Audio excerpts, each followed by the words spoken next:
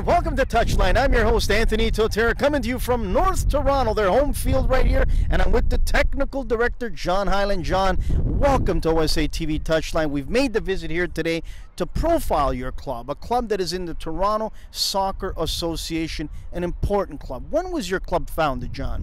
Founded in 1983. It was just a small little recreational club that took part in Eglinton Park, just basically a little bit of recreational kickabout.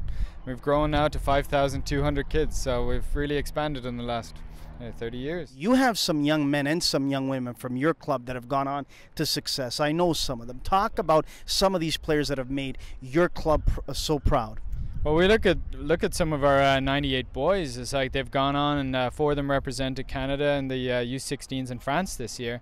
Andrew Diaz, and it's like we look at these guys that are moving on and moving up. And Nikola Stracic is no longer with us, but started here, came here, and is now captain of TFC. And that's really our aim. It's like it seems a bit daft, and people keep saying that to us. It's like, why do you want to build players to give away to somebody else? And I think what upset us the most is like when they went off to these national camps is we had 4 players, TFC had 1, but yet they were told that they had to leave us to go to TFC because we're not a good enough environment. But we're developing more players than TFC are to go in, so I have to wonder about that. But they've done fantastic. It's like we have 2 players at TFC.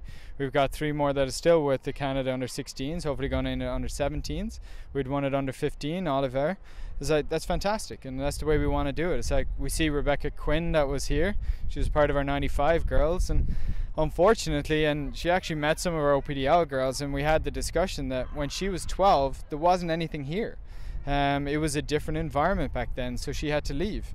And fair dues, that's what you had to do what she did, and she's done fantastic, and we're so proud of her in this area. But John, congratulations to you on a great job you've done with this club. Technical director, you've produced young men, young women that have gone on to success. Continue. We know your heart is in the right place. By listening to you, you really care about this country and this province. Continue success, John. Thank you very much, Anthony. It's great to have you here. Great. Perfect. That's great. And welcome back to Touchline. I'm your host, Anthony Totera. And right now I got 2 parents from the Opdl squad joining us, Dave and Andrea. Welcome, Dave. Let's talk about this. First year in Opdl, you as a parent, what have you liked about Opdl?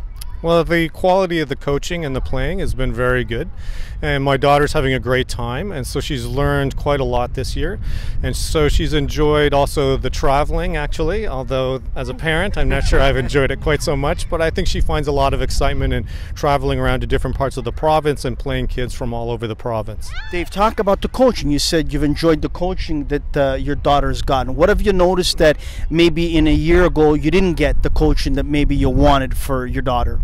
Well, the coaching that she's had throughout, since she was 5 years old has always been very good. But this is a time where, she's really making the transition to understanding tactical issues more clearly.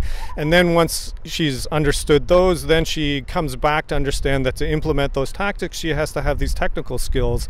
And so it brings it all together in a very real way for her. Andrea, first year in Opdl, have you enjoyed it? Have you had some issues that maybe you'd like to see change for next year?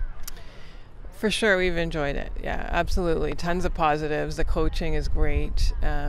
We also have a great female coach, which is great for the girls too. The travel is a bit challenging, and it's going to get more challenging for us. We have to go to Ottawa 3 times in November, that type of thing. So, that is what it is. But for next year, I hope to maybe balance that out a little bit. The kids have really responded to the increased intensity, the increased number of practices, training. They've improved a lot. So in general, very happy.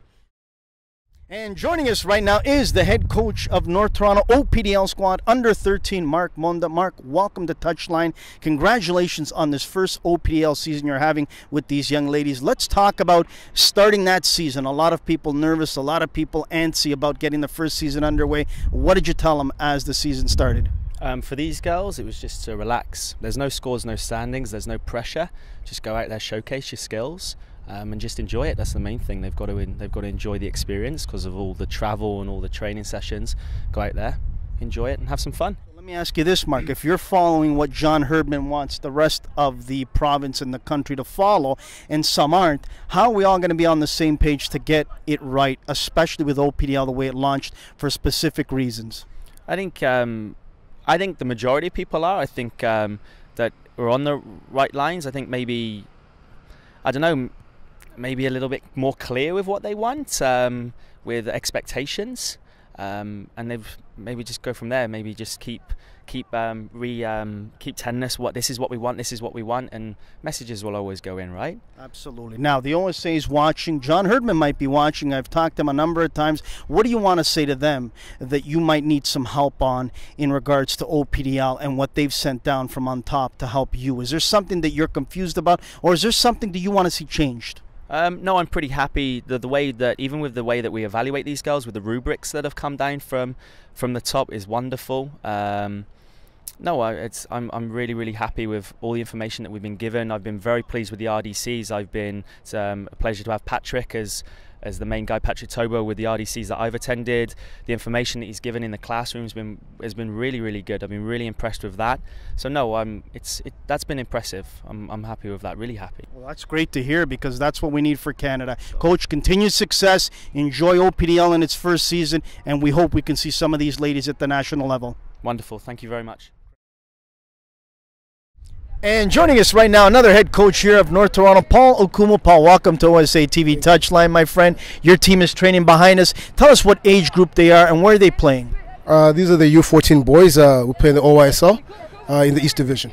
You come from Uganda, you mentioned to me. A lot of people in this great country of ours, Canada, come from all over. But we seem to all think that we have the answer from our old country. And the Americans keep passing us by. And so many other CONCACAF nations, Costa Rica we saw in the World Cup, take off from the rest of the world. How do we start singing off the same hymn sheet? How do we all sit down and say we need to work together for the betterment of the game once and for all? I think for me, from the old country, I mean, I grew up here. I came here when I was 10.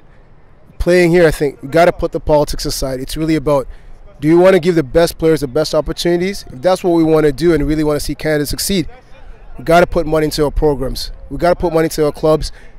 Like the European clubs, like even in Africa, where the European clubs, you don't have to pay to play into a club. In Africa, you just find a piece of field and you play. That's how the kids get better. And I'm sure in Costa Rica or Honduras, any of those places, about the same thing. So the idea that we have great fields, we have great facilities, but yet our players got to pay $1,500 or $2,000 to play. It's tough. Yes, you want to compensate coaches. There's a lot of things, but there's got to be something from the government to go in, because hockey gets a lot. I mean, if we got even a fraction of that, get 10% of that, I think you'll see Canada up. If we got even 10% of what hockey gets, you'll see us in the World Cup. Well spoken, well said. Congratulations on all the great work you've done here in North Toronto. Continue success in your OYSL season, and hopefully we'll see some of these young men play for Canada in the not too distant long future, my friend. And joining us right now is Brian Annan, 2004 head coach here at North Toronto. Brian, welcome to Touchline. Let's talk about how come you got involved to coach at a young level here at North Toronto, first of all. The opportunity just arose. A good TD invited me in to start working. I've been coaching this level for a while now, maybe 6-7 years, so I'm very comfortable with this age group. I also do older ages, but I always like doing the younger ages because they're refreshing. They're like sponges, they learn a lot, and I like to give them as much as I know. So at what age do you decide to tell your young boy, your young girl, that look, it's great to play hockey, soccer, baseball, football, but now this is the age that you're good in this sport. We need you to continue on to play in this sport and get better. At what age would you tell the parents out there that they need to let their kid concentrate completely on the game of football, soccer that we love? I think it has to do about the development paradigm of the country, right? So whatever the LTPD states is what we should go by. My personal preference is that under 14 they can play 3-4 sports. Between 14 and 16, 2 sports. 16 they have to start to specialize in one sport, right? And that's when they should look closely at, if they want to be a soccer player, 16 years old, okay, one sport, and let's go in for soccer and let's focus. Great, Brian. Listen, congratulations to you getting involved here in the community, giving back and helping these kids. We wish you nothing but success, young man. Thank you very much.